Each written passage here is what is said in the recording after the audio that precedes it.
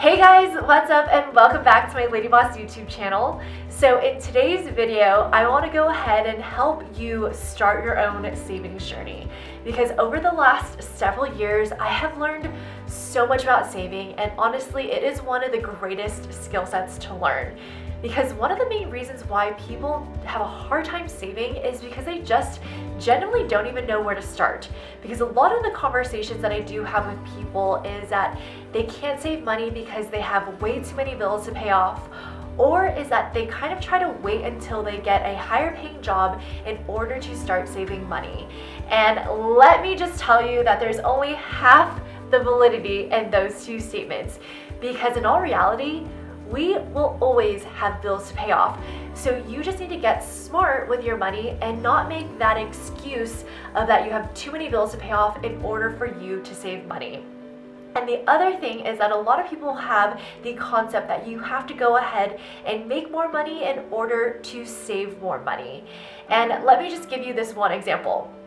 So say if someone is making $40,000 a year, they can honestly be living a very luxurious and comfortable and millionaire lifestyle.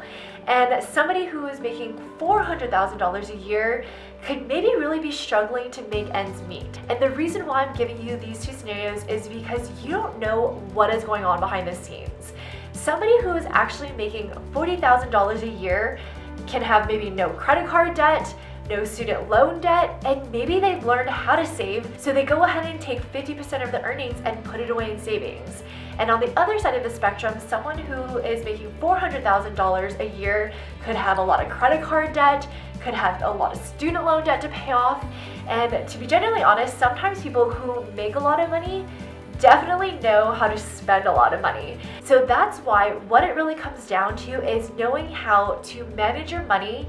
And when you're on your savings journey, it's all about the perception. So with that being said, definitely don't forget to give this video a thumbs up. Don't forget to subscribe to my channel, as I do try to post videos every single week. And also definitely leave comments down below if you have any other questions. I definitely want to help people on this topic. And also just remember, I am here to always remind you that you are the game changer in your own life. As my YouTube channel and all of my content is all about personal growth, I've been throwing in a little bit of real estate and would love to talk more about building wealth and teaching you how to start your savings journey. So without further ado, let's go ahead and get into the most basic and simple steps in order to help you start your own savings journey. My tip number one on how to start your savings journey is to start a weekly savings strategy. So everybody has bills, right? And your bills are usually due at the beginning and at the end of every month. So if you're trying to go ahead and do that normal approach of trying to save a chunk of money every single month, sometimes that can be very, very overwhelming, because it'll end up seeming like you're paying bills on a monthly basis, because you just see a huge chunk of money keep coming out, just like how you would when you pay bills. So the point is to trick your mind into thinking that saving is really easy and to make it as unnoticeable as possible. So I highly recommend you do a weekly saving strategy by taking out and saving $50 a week. And to be genuinely honest, that's like going out to eat at a restaurant twice a week. So if you save $50 a week, you're actually saving a chunk of $200 per month, which equals $2,400 for that entire year. And when you are saving that $50 per week, it really didn't seem like that much money was being taken out of your account, and it becomes $200, and then at the end of the year it's $2,400, and then at the end of 5 years it's $12,000. It's like this money just appeared by you taking those small, simple steps. And that's one thing where a lot of times I don't see people even trying to think of this type of strategy, only because sometimes people have that perception that saving this small chunk of money won't make that big of a difference. But in all honesty, when I started doing this, it made everything so much more seamless and easy for me. Because once you know the impact that this actually does make, you'll get very, very addicted to the process. My tip number two on how to start your savings journey is to initiate automatic withdrawals. So as I had mentioned previously, the best ways in order for you to continue saving money is 1, to make it easy for yourself, and 2, to make it unnoticeable. So that's why when you take that $50 per week that you'll be saving, is to go ahead and set up the automatic withdrawals on your bank account.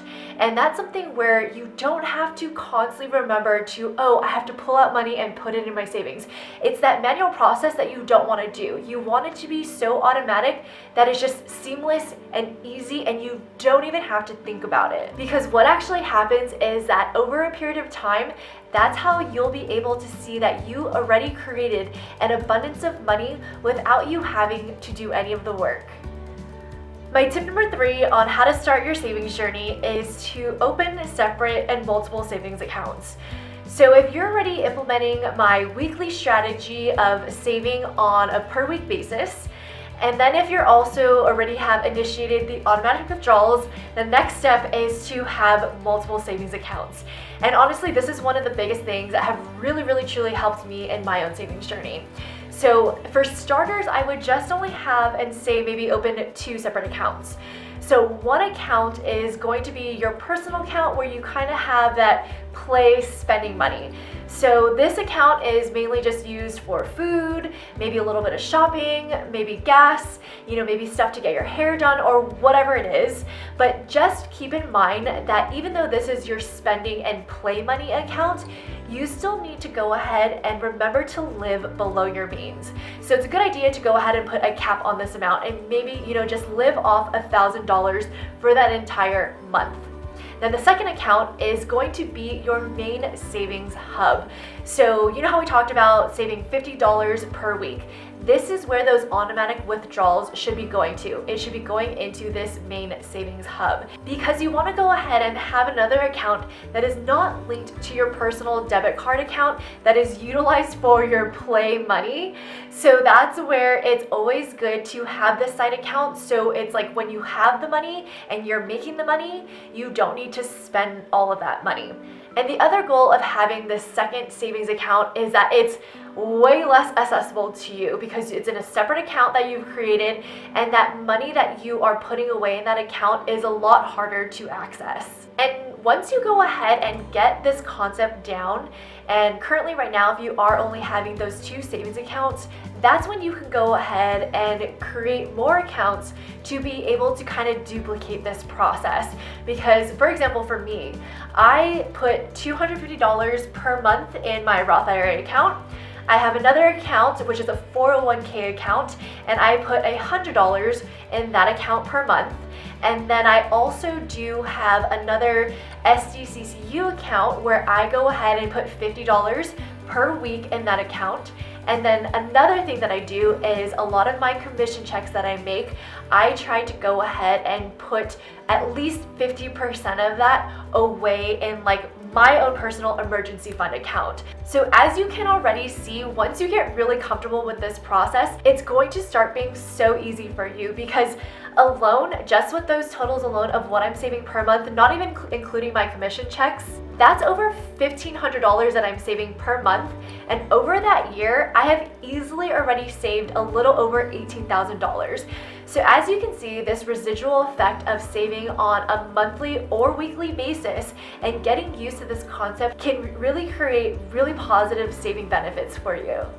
So my last and final tip on how to start your savings journey is these 2 special accounts, and they are retirement accounts. It's the Roth IRA and the 401k account. And you guys have probably heard of these before, but I think it's really crucial to really kind of do your own research and really start putting money away in these accounts as soon as possible because each of these accounts gain compound interest.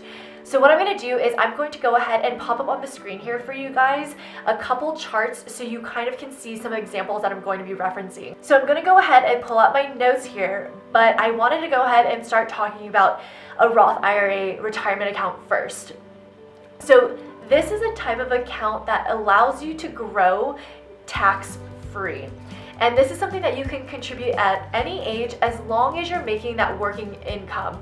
So in this chart that you'll see, is that Jane and Chris, they both want to retire at age 65. And you can see that both Jane and Chris have contributed the same amount of money of $6,000, but just at different time frames. So you can see that Jane started at 25 years old and Chris started at 35 years old. And this right here is a 10-year difference. So basically that 10-year difference gave Jane the advantage of being able to have over $75,000 more than Chris in her retirement account. And that's because compound interest. So as you can see here, that it is way better to actually start investing in these types of accounts earlier rather than later. So now that I have briefly touched upon a Roth IRA account, I want to go ahead and jump into a 401k. And so this account is something that, pretty much everybody knows about. So this is something that, if you are employed by a company, a lot of times what happens is that they will go ahead and take this chunk of money that you go ahead and set up for yourself and do automatic withdrawals out of your paycheck. And what's nice is sometimes that a company can also match what you decide to go ahead and put into your 401k, which is awesome because you're pretty much getting double of the amount of money each paycheck, and then also it gains compound interest. So that's why a 401k is actually a really good option to have, and a lot of people do already have something like that set up. So what I'm going to go ahead and do is I'm going to go ahead and pop up this example here on the screen, and pretty much it is showing 3 individuals each wanting to retire at age 67 who each invested the same amount of money, which is $5,000. Despite all 3 workers investing the same exact amount, the worker who saved at age 18 and gave compounding interest the most time to snowball came out almost $131,000 ahead of the worker who even started saving at age 30. But even the person at age 30, that individual pretty much made $190,000 and got ahead of the worker who started investing at age 40. So as you can see that starting both of these accounts, the 401k and the Roth IRA accounts, can actually really truly benefit you the earlier that you start. But honestly, if you haven't started with any of these accounts or started investing yet, just don't beat yourself up for it. In all honesty, as long as you just start now or just doing the research and getting more knowledge about it and then trying to implement this and start saving in these accounts right now, it'll still help and benefit you. It's better than not starting them at all. So if you do have any questions about that, definitely, like I said at the beginning of the video, leave some comments down below and I will definitely help you with this process. So with that being said, I hope that this was kind of helpful for you. They were very basic, but just very simple things that you can just even start to be able to begin your savings journey. Because like I said, a lot of times people just don't know where to start, and this is such a good foundation and starting point for you if you haven't even started your journey yet. So I do really hope that these 4 tips were really helpful to you. I know that I went quick over some of them, but I just didn't want to make this video too long. So definitely, like I said, reach out to me if you had any other questions or needed any help or just insight on a lot of things, because everything that I have talked about in this video, I'm currently doing right now. So I am preaching what I am teaching, and I am here to help people succeed just how I've seen it become a huge success and a very big skill set in my own life. So I do appreciate you so much for watching, and I will see you all in my next week's video. Thanks so much, you guys. Bye.